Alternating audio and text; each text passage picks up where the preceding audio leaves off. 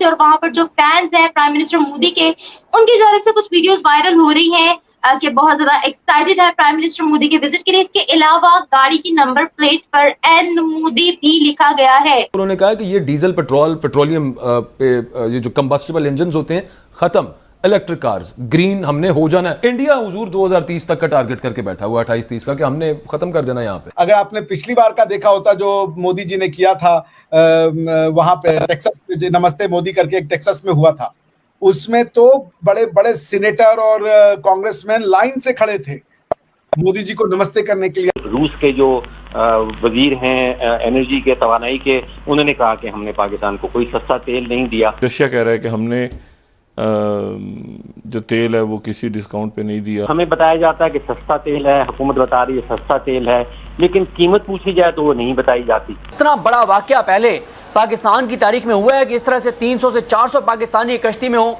और वो इस तरह से डूब जाए। पहले 20 से 25 हजार पाकिस्तानी गैर कानूनी तौर पर पाकिस्तान से यूरोप और दूसरे ममालिक में जाते रहे और गुज़िश्ता चंद बरस में यह तादाद 35 से 40 हजार पर हो गई। तो जाहिर सी बात है कोई अपॉर्चुनिटी नहीं है, इसीलिए अपनी जान पर खेलकर इतना रिस्क लेके जा रहे हैं वो लोग। कश्मीर के मामले में आजरबाईजान हमारे साथ खड़ा है। हाँ। ये जो है ना कि LNG आ गई, गैस, ये देखें, ये उनका मीडिया। बात ये है कि आजरबाईजान कश्मीर के इशू पे पाकिस्तान के साथ खड़ा है। कितने बड़े पैमाने पे इंडिया वो है वो पूरे के पूरे ब्लॉक को विन करने की कोशिश कर रहा है और कहा जाता है कि एक इंडिया जो है वो क्लेवर और पॉपुलर इन्वेस्टर है, पर्टिकुलरली इन पुअर जो ममालिक हैं। नमस्कार दोस्तों 2 दिनों में हमारे प्रधानमंत्री श्री नरेंद्र मोदी जी अमेरिका जाने वाले हैं स्टेट विजिट के लिए और हमारे प्रधानमंत्री मोदी जी का स्वागत के लिए पूरी अमेरिका तैयारी में जुट चुका है, जहां अमेरिका के ऑफिशियल्स हमारे मोदी जी का मीटिंग और अन्य चीज़ें प्लान कर रहे हैं। वहीं दूसरी तरफ अमेरिका में मौजूद मोदी जी के फैंस अपने नंबर प्लेट्स में नरेंद्र मोदी जी का नाम लिख रहे हैं एन मोदी करके। जहां दोस्तों अब सिर्फ भारत ही नहीं पूरी दुनिया नरेंद्र मोदी जी को अपना लीडर मानते हैं और अब दुनिया ये भी मानती है कि भारत पूरी दुनिया का लीडर है। और इसके साथ साथ दोस्तों कुछ ही दिनों पहले आपने ये खबर सुना था कि पाकिस्तान ने रशिया से डिस्काउंटेड प्राइस में ऑयल लिया है और इस बात को पाकिस्तान के प्राइम मिनिस्टर खुद ट्वीट करके कहा था। लेकिन दोस्तों अब रशिया ने खुद कहा है कि रशिया ने पाकिस्तान को कोई भी सस्ता तेल नहीं दिया है, यानी कि पाकिस्तान के प्राइम मिनिस्टर सिर्फ अपने वोट बटोरने के लिए खुलेआम पूरी दुनिया से झूठ बोल रहे हैं। तो चलिए दोस्तों इसी पर आगे पाकिस्तानी मीडिया का रिएक्शन देखते हैं। प्राइम मिनिस्टर मोदी का जो विजिट होने वाला है यूएस, उससे ही रिलेटेड एक खबर है कि वहां के लॉ मेकर्स की जानिब से और वहां पर जो फैंस हैं प्राइम मिनिस्टर मोदी के, उनकी जानिब से कुछ वीडियोस वायरल हो रही हैं कि बहुत ज्यादा एक्साइटेड है प्राइम मिनिस्टर मोदी के विजिट के लिए। इसके अलावा गाड़ी की नंबर प्लेट पर एन मोदी भी लिखा गया है। फ्री वर्ल्ड जो है, फ्री वर्ल्ड मतलब इंसान को जो चाहे वो करने की आजादी, बिना किसी डर के, बिना किसी लाग लपेट के, ठीक है ना, with in the law of course. आपको एब्सोल्यूट फ्रीडम तो कहीं नहीं मिल सकता। तो फ्री वर्ल्ड जो है ना वो बहुत तेजी से श्रिंक होता जा रहा है, फ्री वर्ल्ड का स्पेस कम होता जा रहा है और यूएस जो जिस तरीके से फ्री वर्ल्ड को बढ़ाना चाहता था वो तरीका तो फेल हो गया। जैसे यूएस ने फ्री वर्ल्ड को बढ़ाने के लिए इराक पे अटैक कर दिया, क्या हो गया, वहां पे गवर्नमेंट उन्होंने बनवाई तो क्या उससे इराक डेमोक्रेटिक हो गया? अफगानिस्तान पे अटैक करी, उन्होंने कॉन्स्टिट्यूशन बनवाया, उन्होंने इलेक्शन करवाया, वो फ्री वर्ल्ड हो गया? नहीं हो पाया।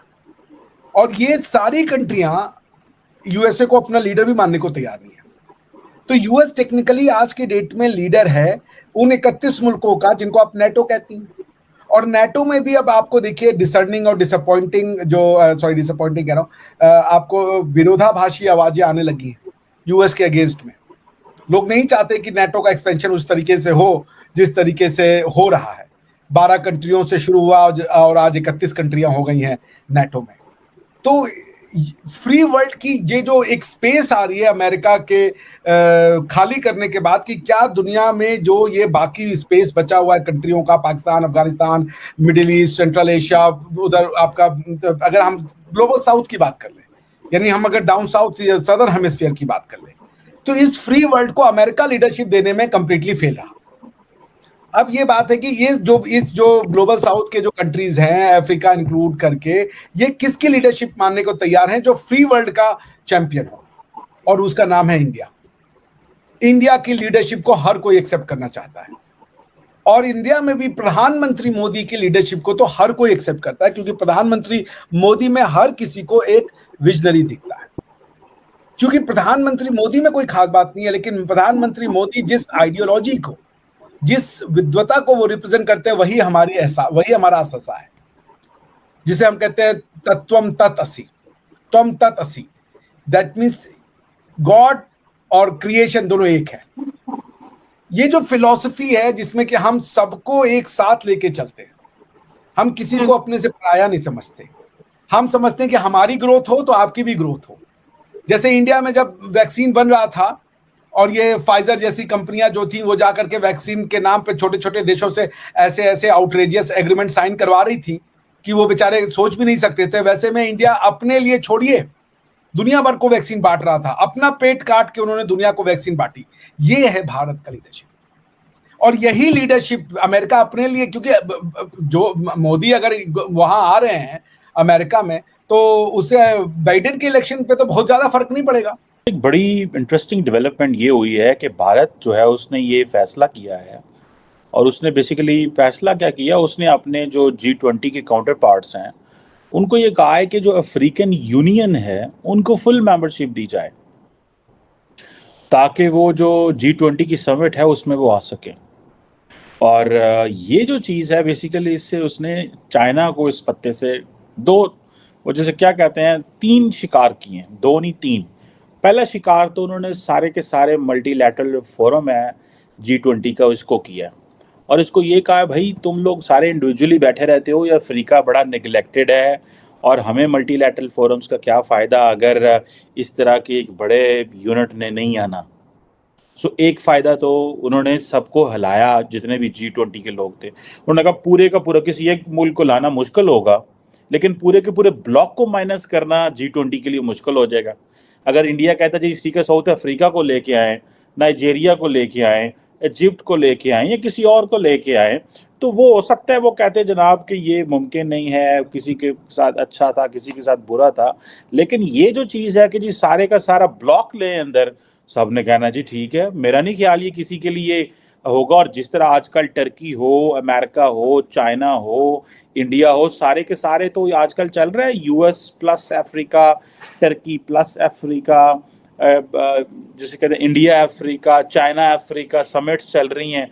तो मेरा नहीं ख्याल कि कोई मुल्क जो है वो इसको नाराज कर पाएगा। और दूसरी इंपॉर्टेंट बात कि जो चाइना है उसको आउटस्मार्ट किया है इंडिया ने, और चाइना को किस तरह आउटस्मार्ट किया है कि चाइना को सिंपली उन्होंने कहा पायन जो साउथ ग्लोबल साउथ की लीडरशिप है वो तो हमारे पास है, हमने इतने बड़े ब्लॉक को इसमें मेन स्ट्रीम किया है, चाइना ने तो आज तक ऐसा कुछ नहीं किया आपके लिए।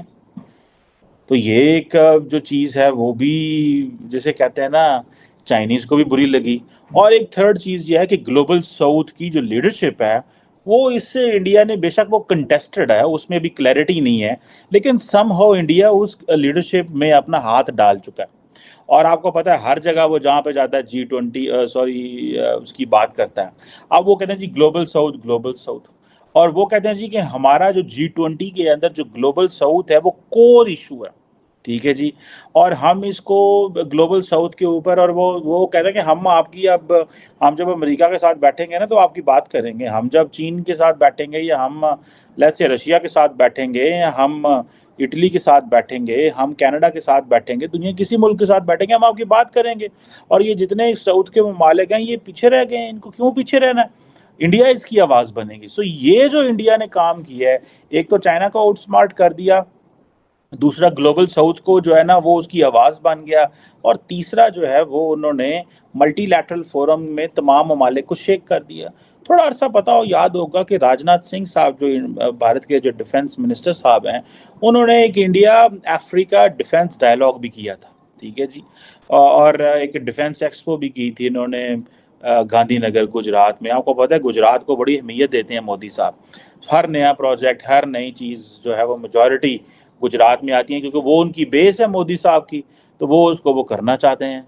और इस हवाले से जारी बात है इंडिया अफ्रीका जो है वो सो ये आप देख लें कि वो कह रहे हैं कि हम ये बिल्डिंग सिनर्जीज और जो डिफेंस एंड सिक्योरिटी कोऑपरेशन है उसको इन्हेंस कर रहे हैं। पाकिस्तान ने जब पता चला उन्हें क्या जनाब है तो इंडिया तो वन साइडेड गेम चुक के ले गए, तो हमें क्या करना चाहिए, उन्होंने कहा जी असं एम्बैसियाँ खोल दो, चलो जी ठीक है जी। और ऐसे ही तमाम जानकारियों के लिए हमारे वीडियो को लाइक करें, सब्सक्राइब करें और बेल आइकन को दबाना ना भूलें।